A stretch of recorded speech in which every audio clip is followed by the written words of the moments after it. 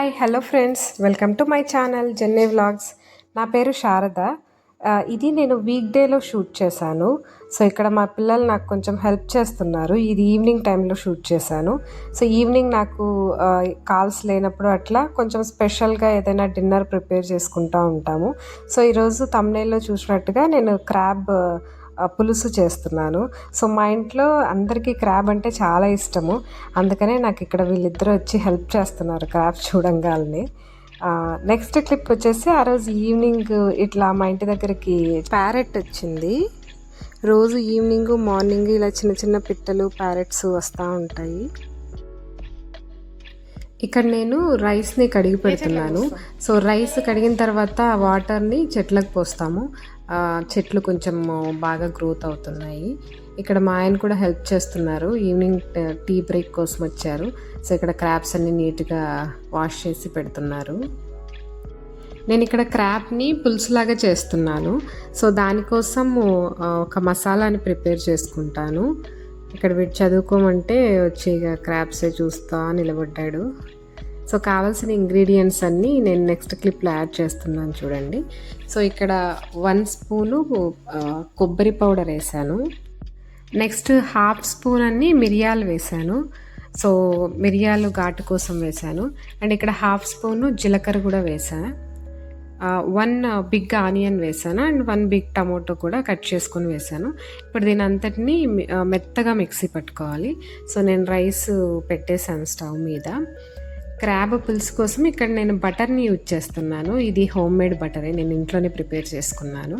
So క్రాబ్లో butter వేయడం వల్ల ఆ ఫ్లేవర్ చాలా బాగుంటుంది అనిపించింది నాకైతే పర్సనల్గా. టేస్ట్ అంతా మంచిగా అనిపిస్తుంది బటర్ వేయడం వల్ల. ఇక్కడ పోప్కి వేస్తున్నాను. ఆవాలు జీలకర్ర వేసాను.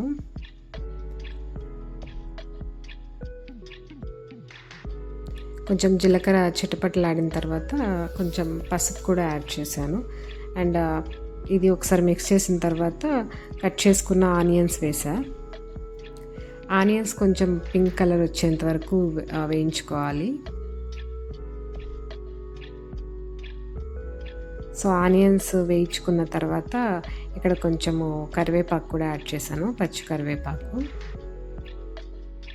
ఇక్కడ కరివేపాకును కూడా కొంచెం వేయించేసుకున్న తర్వాత ఇక్కడ క్రాబ్సీని మా ఆయన నీట్గా వాష్ చేసి పెట్టేశారు. సో ఇప్పుడు ప్రిపేర్ చేసుకున్న మసాలాని అందులో కొంచెం వాటర్ వేసి నేను మిక్స్ చేస్తున్నాను. సో ఈ మసాలాని కొంచెం వేగనివ్వాలి. మసాలా వేగిన తర్వాత మిగిలిన ప్రాసెస్ చూసుకుందాము. నేను ఆల్రెడీ మిరియాలు మసాలాలో యాడ్ చేశాను కాబట్టి మిర్చి పౌడర్ కొంచెం చూసి వేసుకోవాలి. ఇక్కడ నేను చాలా తక్కువగా వేసాను, లేదంటే మరీ ఎక్కువ కారం అయిపోతుంది. సో ఇక్కడ 1 స్పూన్, స్మాల్ స్పూన్తో 1 స్పూన్ వేసినట్టున్నాను అంతే. సో కారం పొడి వేసిన తర్వాత నెక్స్ట్ సాల్ట్ కూడా తగినంత సాల్ట్ వేసుకుంటున్నాను. సాల్ట్ వేసిన తర్వాత కొంచెం ధనియాల పౌడర్ కూడా యాడ్ చేశాను. సో నెక్స్ట్ ఇక్కడ రైస్ ఉడికిపోతుంది. నేను రైస్ స్టవ్ మీదే వండుకుంటా. అండ్ ఈ టైంలో నేను వాటర్ వేసాను కదా, మీకు కొంచెం గ్రేవీ లాగా కావాలనిపిస్తే వాటర్ వేయకోకుండా డైరెక్ట్గా క్రాబ్స్ని యాడ్ చేయొచ్చు. కానీ నాకు కొంచెము వాటరీగా కావాలనిపించింది, పులుసులాగా కావాలనిపించింది కాబట్టి నేను వాటర్ యాడ్ చేశాను. తర్వాత దాంట్లో కొంచెము చింతపండు రసం కూడా యాడ్ చేశాను. ఆ క్లిప్ ఇక్కడ మిస్ అయింది.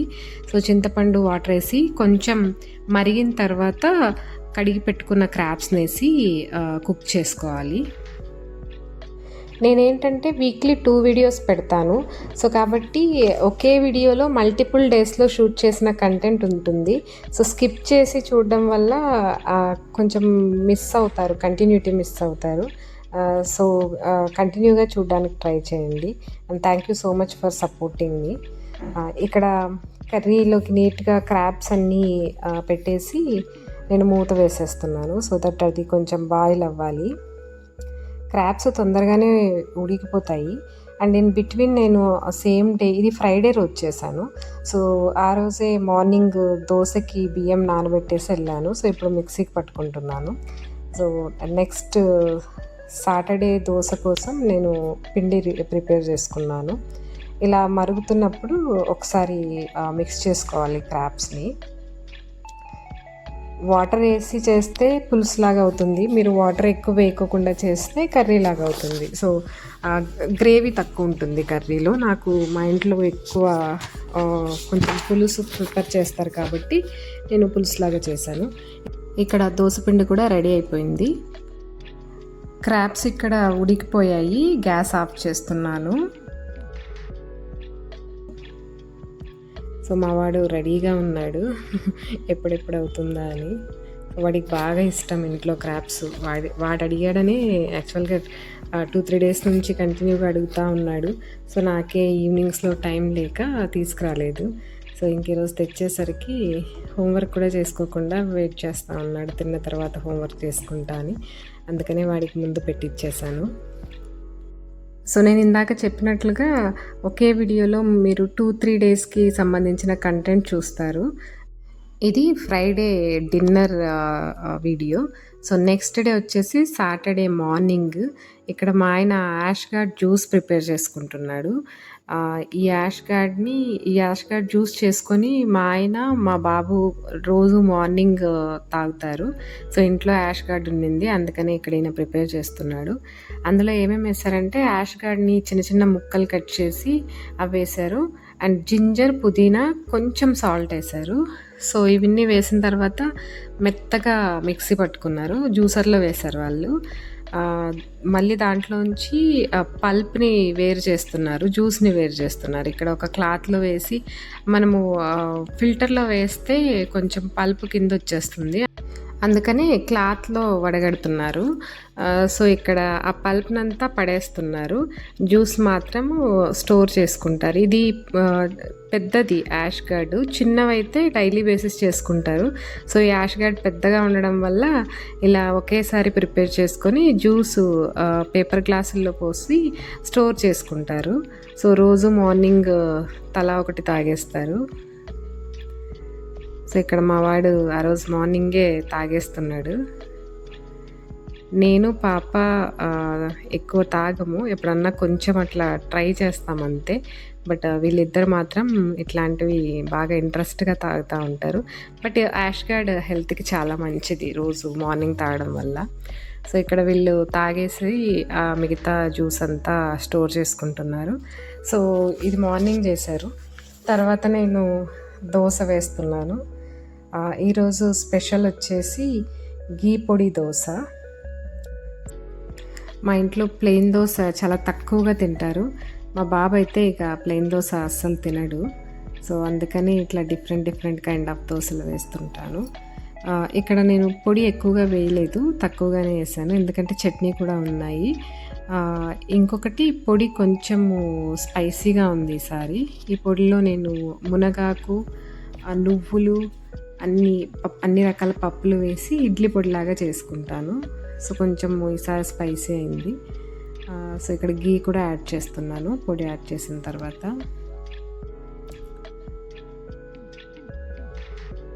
సో కొంచెం మీడియం ఫ్లేమ్లో పెట్టి రోస్ట్ చేసుకుంటే దోశ మంచిగా కాలుతుంది. సో ఇక్కడ కలర్ చూడండి, కింద ఎంత నీట్గా రోస్ట్ అయిందో, ఈవెన్గా రోస్ట్ అయింది, రెడ్ కలర్లో వస్తుంది. సో దోసపిండిలో కూడా నేను ఈసారి డిఫరెంట్ కైండ్ ఆఫ్ టైప్స్లో నేను దోసపిండి కూడా ప్రిపేర్ చేసుకుంటాను. ఈసారి జస్ట్ బియ్యము, ఉరద్దాలు, సగ్గు బియ్యం మాత్రమే వేసాను, అయినా కూడా కలర్ మంచిగా వచ్చింది రెడ్గా. సో ఇట్లా గీ పొడి దోశ ఇలా చిన్నగా వేస్తేనే మంచిగా తింటారు మా ఇంట్లో. సో అందుకనే నేను చిన్నగా వేస్తున్నాను. ఇక్కడ మా ఆయనకు వర్క్ ఉంది కాబట్టి తినేసి వెళ్తున్నారు. అండ్ ఇది సాటర్డే మార్నింగ్ క్లిప్. నెక్స్ట్ వచ్చేది Sunday morning clip. So Sunday morning branch లాగా చేశాను, బ్రేక్ఫాస్ట్ లేకుండా. సో ఇక్కడ స్పెషల్ వచ్చేసి మునక్కాయ చికెన్ కర్రీ చేశాను, అండ్ దాంతోపాటు బగారా రైస్ చేశా. ఆల్రెడీ పిల్లలు తినేశారు, సో అందుకనే రైస్ కూడా తక్కువగా ఉంది. సో ఈ మునక్కాయ చికెన్ కర్రీ రెసిపీ పెట్టలేదు. రెసిపీ కావాలంటే కమెంట్లో మెన్షన్ చేయండి. ఇదేనండి ఈరోజు vlog. Thank you so much for watching. Please like, share, subscribe to my channel జెన్నే vlogs. Thank you.